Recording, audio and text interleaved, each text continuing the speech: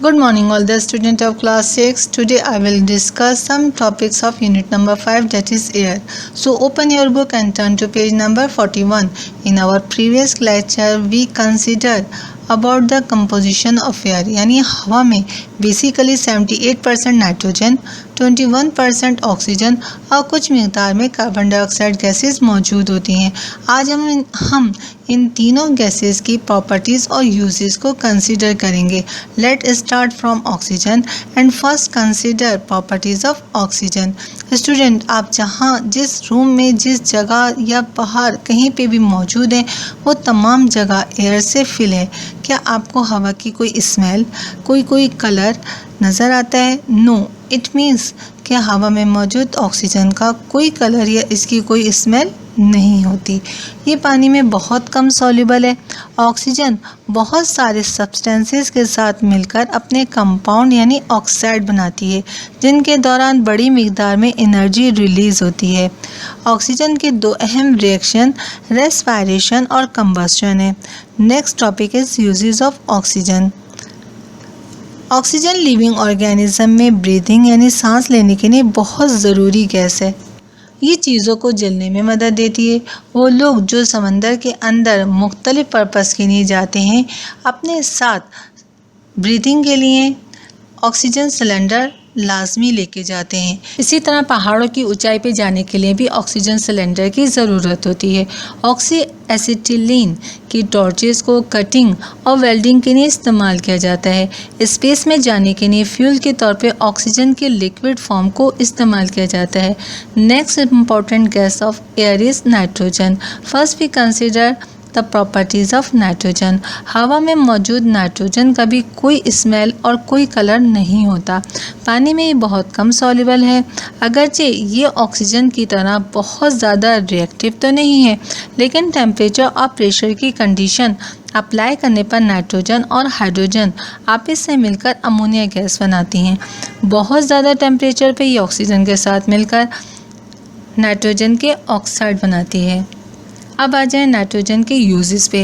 Nitrogen fertiliser यानी वो substance जो प्लांट की ग्रोथ के लिए ज़रूरी हैं बनाने में इस्तेमाल होती है। लिक्विड नाइट्रोजन को फूड को प्रिजर्व करने में इस्तेमाल किया जाता है।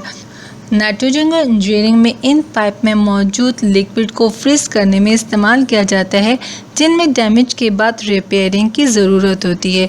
नाइट्रोजन गैस को ऑयल स्टोरेज टैंक में भी पंप कर दिया जाता है ताकि ऑयल को आग लगने से महफूज रखा जा सके। नाइट्रोजन गैस को फूड को फ्रेश रखने के लिए फूड पैक में भी इस्तेमाल किया जाता है। Next gas of air is carbon dioxide. First we consider the properties of carbon dioxide. Carbon dioxide का कोई कलर, स्मेल और टेस्ट नहीं होता। हवा के मुकाबले में कार्बन डाइऑक्साइड भारी होती है। ये चीज़ों को जलने में मदद नहीं देती। ये पानी में सॉल्युबल है, स्लाइटली सॉल्युबल है और पानी में सॉल्युबल होकर एक वीक एसिड कार्बोनिक एसिड बनाती है। अब आ जाए यूजेस ऑफ कार्बन डाइऑक्साइड पर। कार्बन डाइऑक्साइड आग बुझाने के आलात यानी फायर एक्सटिंग्विशर में इस्तेमाल होती है। ये सॉफ्ट ड्रिंक यानी 7 अप, कोको कोला वगैरह बनाने में इस्तेमाल होती है। ऐसे सॉफ्ट ड्रिंक्स में कार्बन डाइऑक्साइड को मामूली से इजाफी प्रेशर के साथ पैक कर दिया जाता है और जब सॉफ्ट ड्रिंक को ओपन किया जाता है तो कार्बन डाइऑक्साइड बबल्स की फॉर्म में बाहर आ जाती है। सॉलिड कार्बन डाइऑक्साइड को ड्राई आइस कहते हैं, जिसको फूड प्रिजर्वेशन में इस्तेमाल किया जाता है। Now our next topic is layer of atmosphere. Student, अगर आप अपनी नज़र उठाकर आसमान की तरफ देखें तो वहाँ आपको एयर का एक समंदर नज़र आएगा। हवा के इस समंदर ने ज़मीन को चारों साइड से घेरा हुआ है, जो कि कई किलोमीटर तक फैला हुआ है। स्टूडेंट, हवा का ये समंदर कुछ लेयर पर मुश्तमिल होता है। अब हम हर लेयर को कंसिडर करेंगे। First one is troposphere. Earth से एयर की नियरेस्ट लेयर को ट्रोपोस्फेयर कहते हैं। ये लेयर ज़मीन के पोल पर 10 किलोमीटर और इक्वेटर पर 16 किलोमीटर थिक है। ट्रोपोस्फेयर का 1/5 ऑक्सीजन गैस पे, 4/5 नाइट्रोजन गैस पे मुश्तमिल होता है। इसके अलावा चंद दूसरी गैसेस भी स्मॉल क्वांटिटी में मौजूद होती हैं, जिनमें कार्बन डाइऑक्साइड और आर्गन गैस नुमाया है। Second layer of atmosphere is tropopause. Troposphere के ऊपर दूसरी लेयर ट्रोपोपॉज कहलाती है। इस लेयर में नीचे से ऊपर जाते हुए हाइट के साथ हवा का ठंडा होना बंद हो जाता है और ये तकरीबन ड्राई हो जाती है। यहाँ पर ऑक्सीजन की मिक़दार लिविंग ऑर्गेनिज्म के सर्वाइवल के लिए नाकाफ़ी होती है। Next layer of atmosphere is stratosphere. Stratosphere troposphere के ऊपर मौजूद होती है। इसकी थिकनेस तकरीबन 3 किलोमीटर तक है। इस लेयर में एक गैस ओजोन मौजूद होती है जो कि ऑक्सीजन गैस का एक एलोट्रॉप है। ओजोन लेयर अर्थ के गिर्द एक प्रोटेक्टिव लेयर बना देती है जो सूरज के आने वाली हार्मफुल अल्ट्रावायलेट रेस को ज़मीन पर नहीं आने देती। Last layer of earth atmosphere is ionosphere. Atmosphere की टॉप लेयर आयनोस्फेयर कहलाती है। इस लेयर में एयर प्रेशर बहुत कम होता है। ज़मीन के तकरीबन 1600 किलोमीटर ऊंचाई पर अर्थ एटमॉस्फेयर स्पेस में मिक्सअप हो जाता है।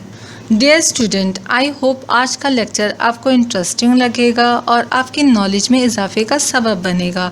अब आ जाएं होम टास्क पे। Home task student, pandemic condition में ऑनलाइन क्लासेस का पर्पस सिर्फ और सिर्फ आप लोगों को स्टडी में इन रखना है। इसलिए हर क्लास के बाद दिए गए होम टास्क को रेगुलरली अटैम्प्ट किया करें। कॉपी चेकिंग के लिए रेडी रखें। अब नोट करें home task. Question number 1.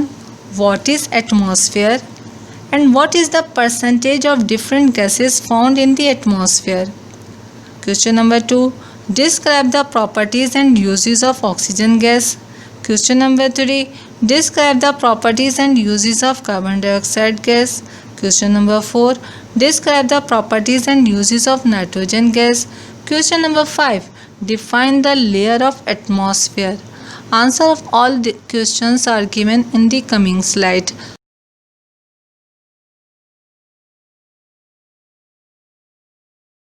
Thank you.